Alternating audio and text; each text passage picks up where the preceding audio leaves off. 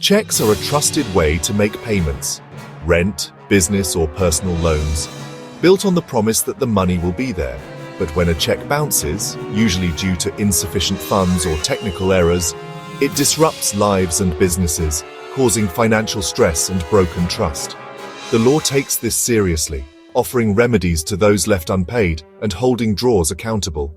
Understanding cheque dishonour is crucial, as it carries real legal consequences for both parties.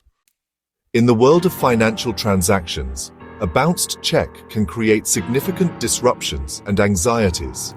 To combat the issue of bounced checks and to maintain the integrity of financial dealings, Section 138 of the Negotiable Instruments Act comes into play. This section is a critical component of Indian law designed to provide recourse when a check is dishonored.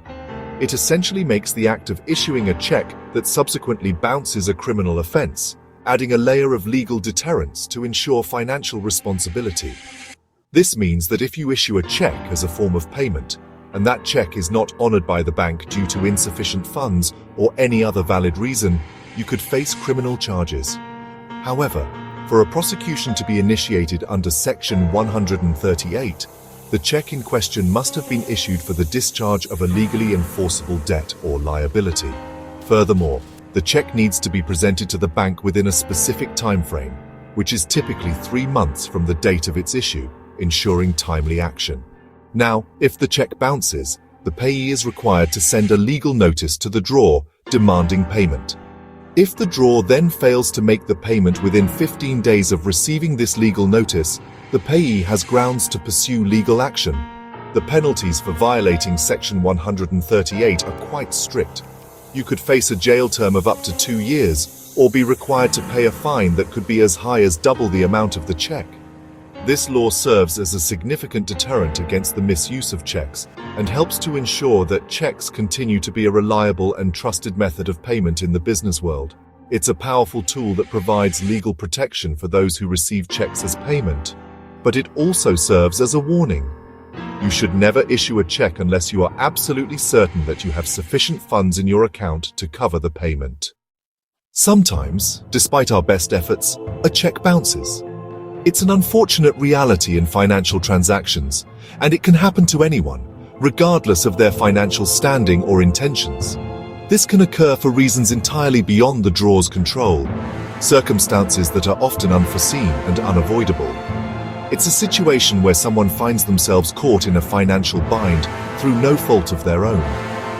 Consider a scenario where a bank account is unexpectedly frozen by a court order. This could be due to a legal dispute, a pending investigation, or any number of other legal reasons. Or perhaps a government order is issued, restricting access to the funds in the account. These types of actions can happen swiftly and without prior warning. Imagine issuing a check in good faith, believing everything is in order and that the payment will go through smoothly. You've checked your balance, confirmed there are enough funds to cover the amount, and feel confident in the transaction. But then, unexpectedly, your account is frozen before the check is cashed, leaving you in a difficult position. The bank, bound by the court or government order, returns the check, marking it with the reason, "account frozen." This is distinctly different from a return due to insufficient funds, a situation where the account simply lacks the necessary money. In this case, the drawer didn't act with any wrongful intent. They genuinely believed the check would be honored.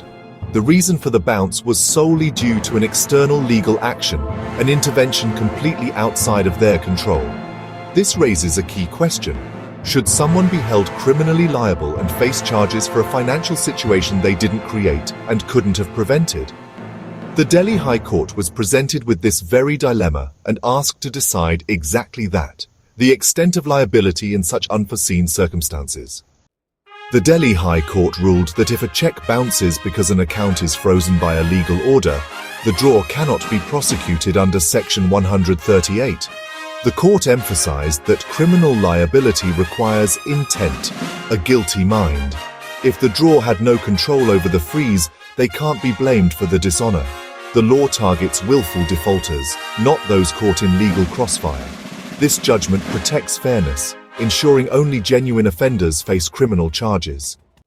Let's consider a hypothetical scenario involving Mr. Sharma, a diligent businessman running a successful enterprise.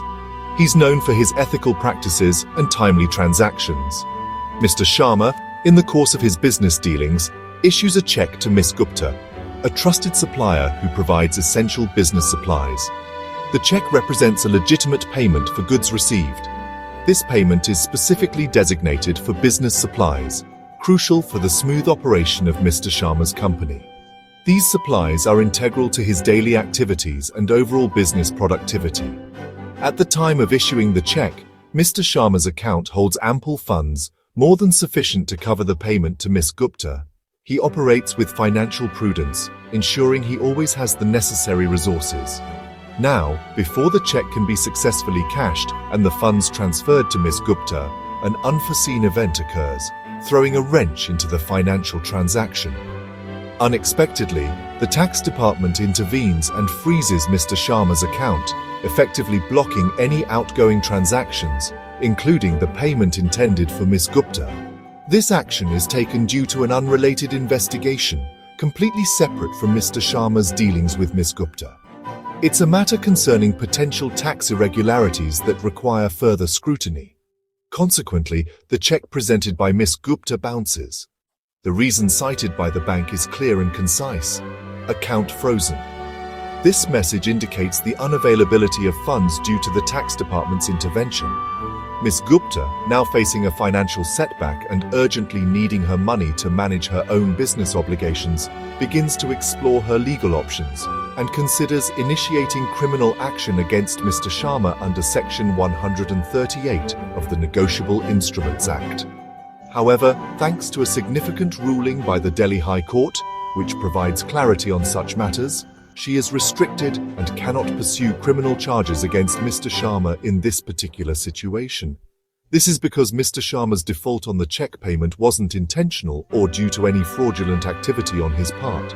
It was a direct consequence of circumstances entirely beyond his control.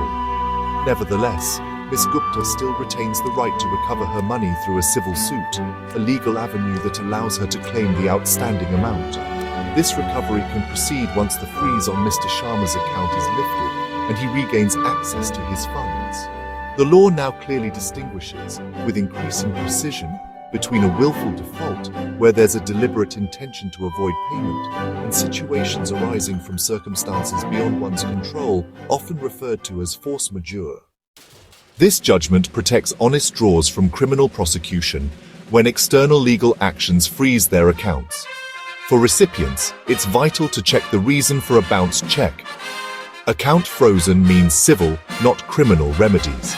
The ruling keeps Section 138 focused on real fraud, not accidental or unavoidable defaults. It balances the rights of both parties, ensuring justice is fair and context-sensitive. If you issue or receive checks, know your rights and responsibilities under the law. The Delhi High Court's decision brings clarity, fairness and trust back to check transactions.